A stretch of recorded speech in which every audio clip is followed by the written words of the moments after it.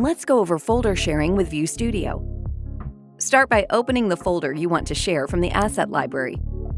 Open the Folder Sharing menu in the top right corner. You'll see that only you have access initially. Add email addresses in the provided field to share the folder. Set permission levels for each person and include a custom message if desired. Click Send. Recipients will get an email with a link. If they don't have a View Studio account, they'll be prompted to sign up. The folder will appear in their library after sign up. Revisit the Folder Sharing menu to view and adjust permissions.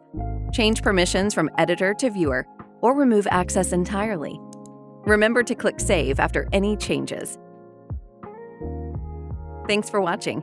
For more tutorial videos like this one, visit our YouTube channel. For access to our knowledge base or technical support, visit our support site at view.network/support. To contact support directly, email us at support@viewstudio.com or call us at 888-575-1510.